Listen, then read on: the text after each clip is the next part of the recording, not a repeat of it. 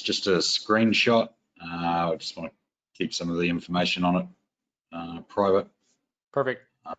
Yeah, so I've got the CBO that I'm running here. So I've got these 3 ad sets underneath it. They are going really well, which is pretty cool. Yeah, that's amazing. Yeah. But this one here, Learning Limited, and it's only been running since July 19th. So is that something to be, concerned about, or? Not at all. Yeah, you'll exit Learning Limited in no time. Okay. See how that bottom one says 80 purchases? Phenomenal. 73x so with this return. here, That's awesome. Yeah, that's so that's your good. open audience, which but with it can scale. But these learnings, they're going to exit. That top one's going to exit, and that middle one likely won't exit because it's only got 2, which isn't really necessarily a concern. I just leave it alone and see what happens over the next few weeks. But that top one will probably end up exiting as well. And you can also raise your spend too. I mean, if you're generating a 70x return on ad spend, I mean, that's a lot of opportunity to increase if you're open to increasing spend. Yeah, I'm humming and hawing whether to duplicate it and drop 5 or 10 times on it. Yeah, you could just scale up this campaign too over the course of what is this at right now in daily spend? Do you know? 100. 100. So you could take it up to, I mean, you're not going to see the same numbers likely. It's possible if you're generating a 70x. I mean, there has to be something really good going on with the ad level as well. But essentially, if you start scaling, I mean, I'd feel comfortable going to 150. If it holds above a 60, I mean, you can just keep pushing it. So, or should I just go with like a 50% daily or something like that? Do it a bit slow? Yeah. I mean, 50%'s a lot. If 20% is ideal to keep everything from resetting and learning. But the thing is, whenever you have 150 daily spend, the likelihood of you staying in learning limited is so unlikely because you're going to exit learning so quickly with these purchases because you're getting so many, right? So like within like 48 to 72 hours, you're already had blown through that phase, which is really cool. I'd also recommend that, you know, what you could do if you do want to duplicate this, don't use those 3 audiences. What you do is just stack them all together, put them all in one because you know they're working. Just stack them all up and then you could scale that up pretty high. So with that there, I'd just do that as a campaign, or is it, because if I'm stacking them all, I wouldn't need to go CBO, would I? It would stay CBO, but I mean, it has no effect because it's essentially just one ad set. Okay. All right. And just another one, just another question. When we're doing you'll see down the bottom here, I've got these opens down the bottom here that I'm doing there. When I find my ad sets that are doing well is circa around that 7-day mark, or if it's after 5 days or something, is that when I just shift it to CBO? Yeah. At this point, you could just, with this account, just always go for CBO. Right, okay.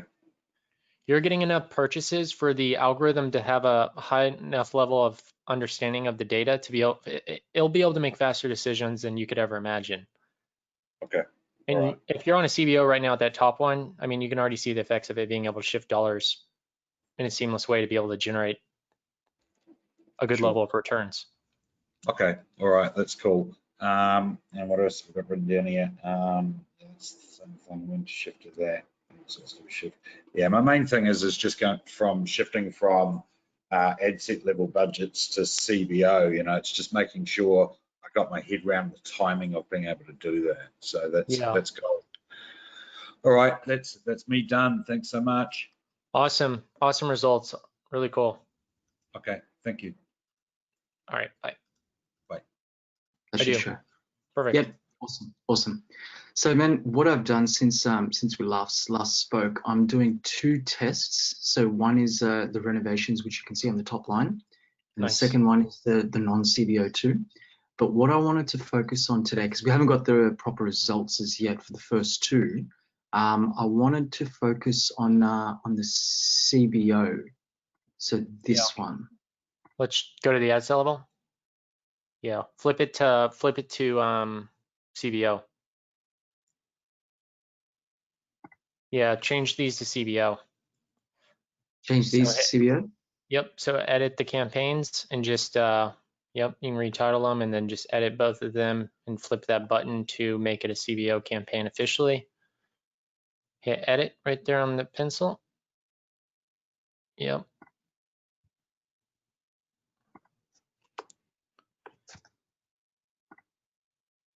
Yep, so click on the first one and then hit the edit button in the center. And then just go ahead and flip that switch at the bottom. So essentially now that you have some leads rolling through, yeah, that one. Now that you have some leads rolling through, you can essentially let the algorithm decide which way to put the budget, since there's an adequate amount of data there already. So that'll improve your results and make them a little bit more efficient. Yep, okay. Which will help. Same thing for the other one, and that'll be a good right step in the direction that we need to go. And then let's go ahead and look at the ad sets again. So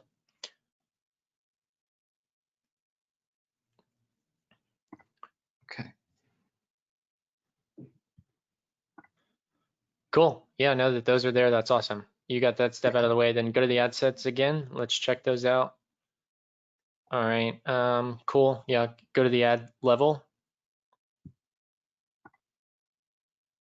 Okay, gotcha. So you have about one ad, and then are you getting clients from one of these? Have you gotten a client from this?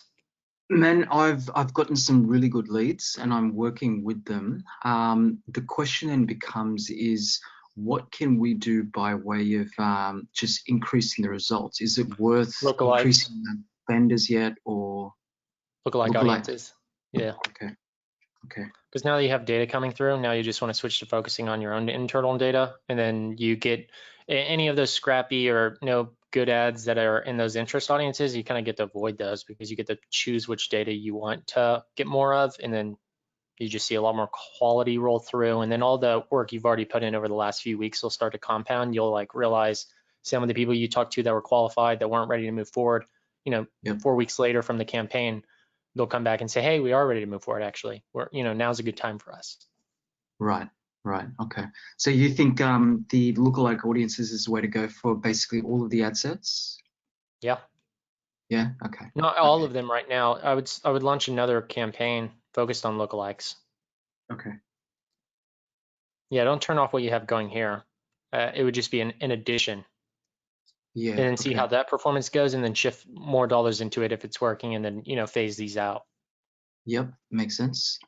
What I'll do, I'll have a look at this one as well. And then your data gets a little bit more robust, and you don't get locked into a certain cost, because like right now you're bidding, like the cost you're paying here is one, dependent on your ad bid, the value, and then two, you're locked into the audience size cap and also other people who are competing for this exact same range and interest. So therefore you're naturally going to have a higher cost per result. It'd be really strange to be able to, unless you're the best advertiser in that, specific group, which is, it could be likely, but I wouldn't say you have the highest odds, because people have large budgets, and there's also, you're also competing against people who are selling products. I mean, it's not the exact same industry. It could be anything.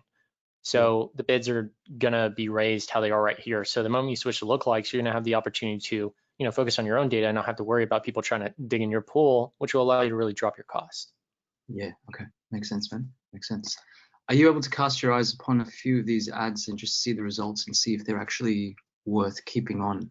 I mean, for example, one of them I turned off. It was coming at $28.50 a lead.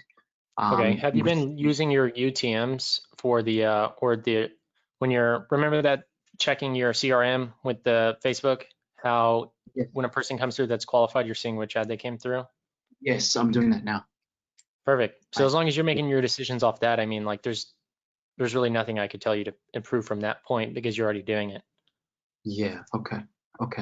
If we just have a look at one more thing,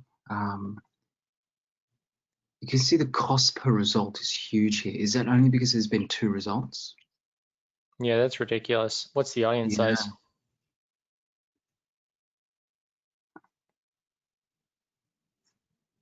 1.8. Okay, what's your ads? What do your ads look like in this one? What is this ad? Or is this the one that's in the other 2 ad sets you have? different.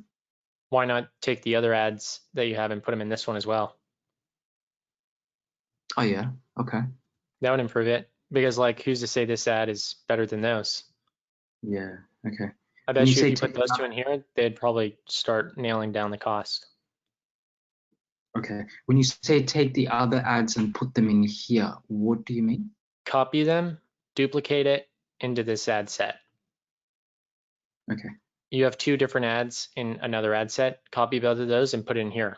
And you'll have 3 ads in this one. Let them essentially go to war against each other and see which one ends up coming out. Yeah, okay. Even though the others are different, because this is more so for renovation, the other ones are for new builds. Yeah, Yeah, exactly. okay. Yeah, that's fine. Yeah, awesome, awesome. Great feedback, man. I'm done. This will give me something to do for the next week. So yeah, thank you. Awesome. Alrighty, Ali.